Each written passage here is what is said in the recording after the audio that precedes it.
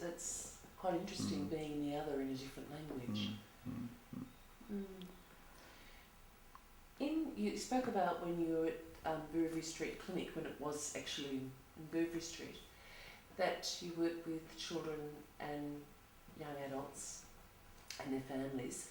Have you noticed that in your time working as a therapist that your work has followed particular themes as society has changed, or the presentation of different disorders make themselves known, or that you have gotten older and wiser, or older and sillier? Have you noticed the different phases of your work? You're asking few questions. Question the the problems that people come with, etc. Yes. Have they changed, and then have I changed? I wrote actually somewhere that I remember, for example, when I first started working at the Bouverie Clinic, that a very, very common presentation would be an adolescent boy would come and see me and he'll feel awkward, etc.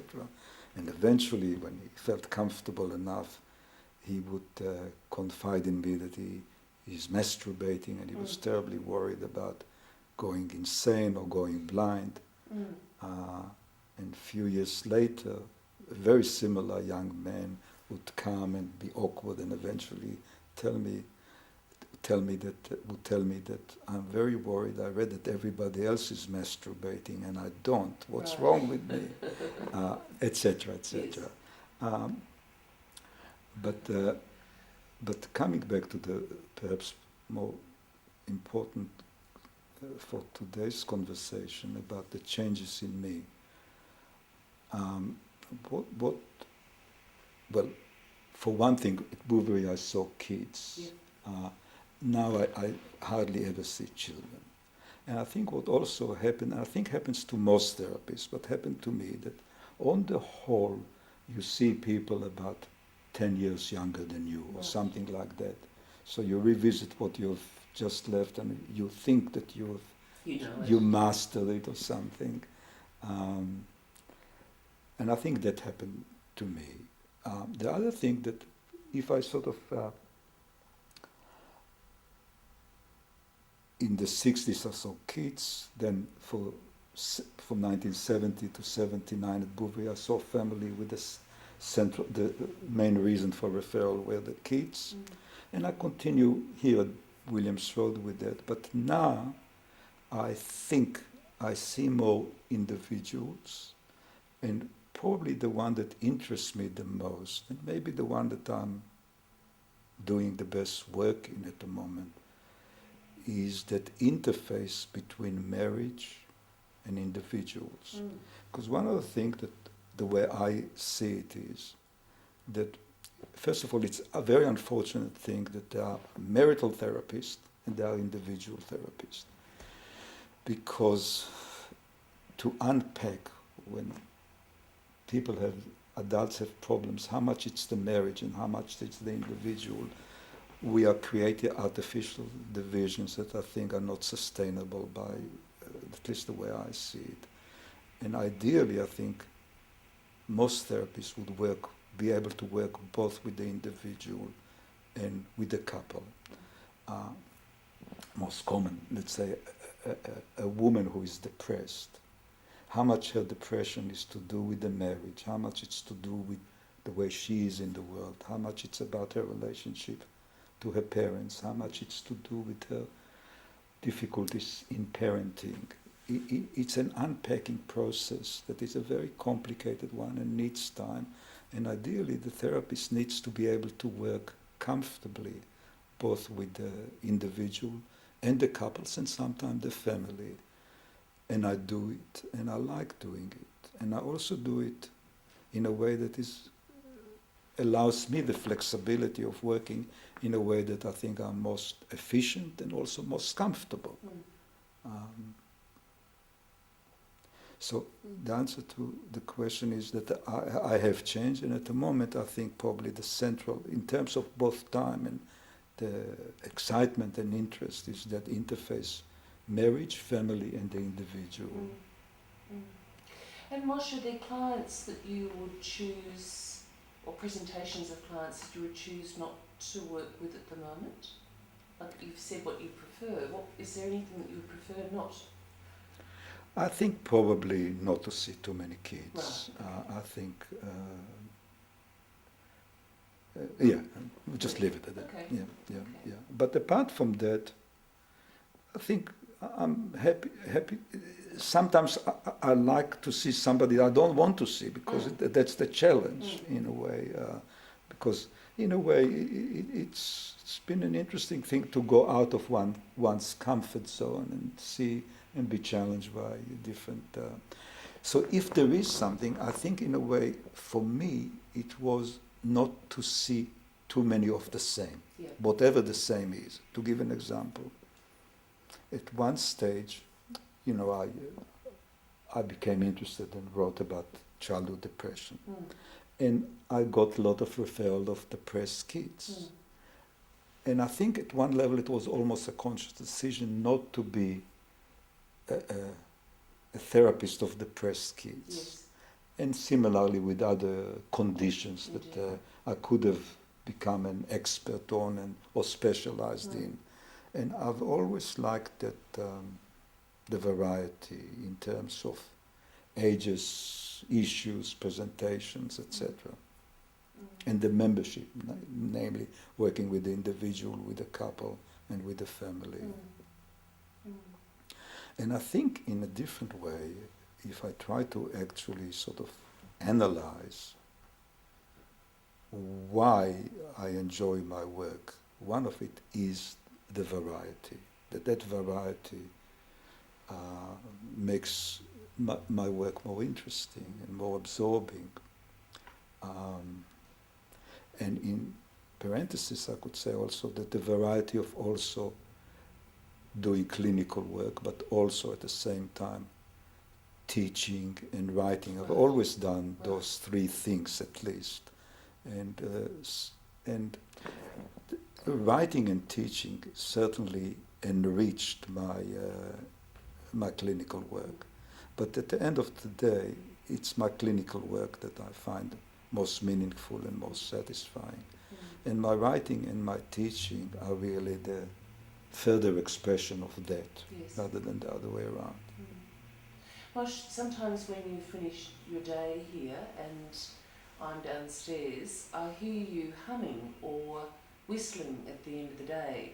You know, I just feel like going home and having, you know, a bottle of wine, but I hear you whistling. But I also have seen you very sad. And for me... But I live in the dark, so I'm whistling in the dark. So I appreciate that you are still moved by the stories that you hear and the clients that you see. Is that my imagination or is that true? It's the other way around. I think I'm more moved now than I ever was. Right. I'm more touched now and why? Maybe I'm becoming sort of more sentimental old man, but I think it's deeper than that. What I think happens is this. As a young therapist, I was more concerned and anxious about my competency. Yes. And worried about whether, or they'll see how much I don't know. Now that a lot of the work is not difficult for me in that sense. I know what needs to be done and I do it without thinking. It's just natural for me. So I can be more with the person and just experience their sadness or their joy or the joy of overcoming their sadness and so on. So I'm more absorbed and I'm more interested and I'm more moved now than I ever been before. Right. And that's a positive thing? Without doubt. Okay. Without doubt. Without doubt. Look, I can theoretically, and it happens to me that every so often I think I'm too sad or it worries me too much. Yes. But by and large, the way I see it is that I would give up working if it didn't move me, if it didn't touch me, if it didn't, involve me. Look, let me be very sort of much more deeply personal. my wife died about 2 years ago. I took some time off, and when I came back to work, I suddenly realized in retrospect that I would not have continued to work if I came to work and somehow I was too absorbed with my own grief so that I was not able to listen to other people. Mm-hmm. I don't think it would be fair on me or on them. Mm-hmm. But I realized that no matter my own grief, that I was somehow able for that 50 minutes to be exclusively with whoever I am. Mm. And I think maybe that's the deepest thing is that I feel, I think I'm never bored. And it's rare that I think of anything else but being totally with the people I am with. And when I'm saying with, I mean, it's being at different levels. It's just listening and experiencing the feelings and the thoughts and the energy. And obviously it's different with different people. That some people you are more in your head, others you are more in the heart. But on the whole, during the day, you are with every part. Every part of me is being engaged in a way. Mm. It's as if your work enlivened you. Hmm? Yeah. Yeah. I feel deeply rewarded. Like last summer, I took 2 months off, which was the second longest holiday I have taken in the 49 years of working. And I realized towards the end of the 2 months that I was missing work, and I look forward to come back to work. Mm. Mm. And Moshe, you've been doing this for 49 years, as good as 50. 50 sounds good, doesn't it? 50 does sound good. Or stupid. What do you envisage for yourself in the future? Look, I regularly ask myself, how long am I going to go on for like that? And one of them, because this is the second floor, or the first floor, I think when it's difficult for me to go up and down the stairs, it'll be time to give up. We could just swap rooms. Or then we swap rooms, etc. But the answer is, I don't know, and I like it that way. Right. I don't know. What I do know is that I guess when I'll go on holiday one day, I think to myself, every time I go on holiday, I think, would I, at the end of the holiday, say, I don't really want to go back to work. But so long as I feel that I enjoy it, with the qualification on the word enjoy that I made before, or maybe one day somebody will have to tell me, you have lost it, you haven't got what it takes, which is always a possibility. That you keep enjoying it, but it's not making any sense to anybody else. You're being stupid or irresponsible. Yeah. But otherwise, so long as I'm able to do it, and I think I'm doing it reasonably well, I guess I'll continue. But that makes me think of something else that I think I want to say about it. One of the other reasons I think that I enjoy my work so much, and I've lasted that long, is the sense of autonomy. Other people, in the research on job satisfaction, the more common word being used in the literature is control. People enjoy their work when they control their work. Yep.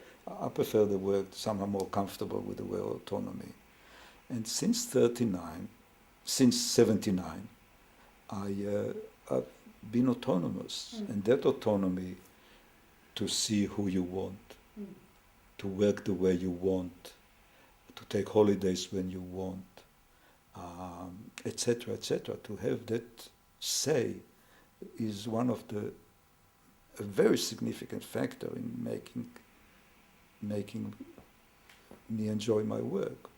See, I'm sure that had I stayed at Bouverie and I didn't have this say, and lots of things were forced upon me, I would not have lasted the distance. Okay.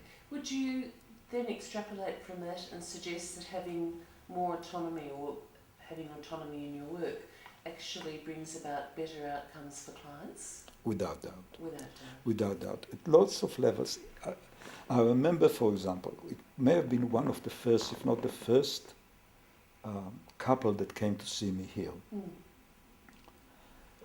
He was a medical specialist. He came with his wife, and he said that in order to come to see me, he canceled one of his hospital appointments so he could come regularly to see me. Now, what happened was at Bouverie, the number of times that people would not turn up to appointments was huge. Mm. Now, you cannot help but it affects you that the people who come to see you do not regard it with seriousness because somebody sent for whatever reason. Yep. But the very fact that here is a serious man in an important position, that he makes such a commitment to me, it's much easier to commit yourself to the work in return, as it were.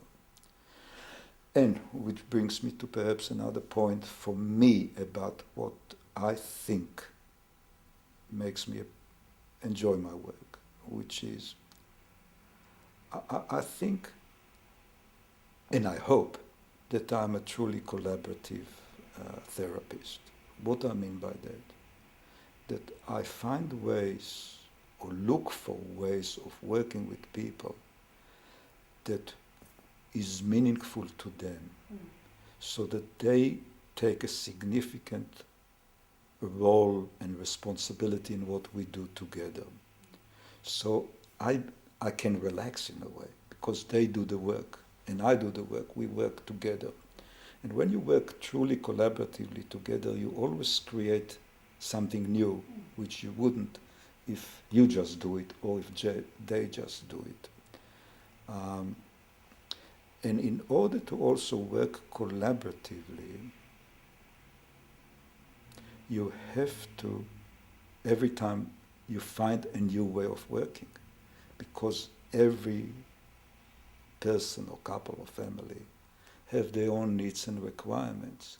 So I have to find new ways. And when I say watch, as I do from time to time, tapes of my work, Yes. I know that there are similarities. There are things that you could see that are typically me. But nonetheless, every interview is different. There are such distinctly different things that you know that this is a unique experience which has not happened before and will never happen afterwards.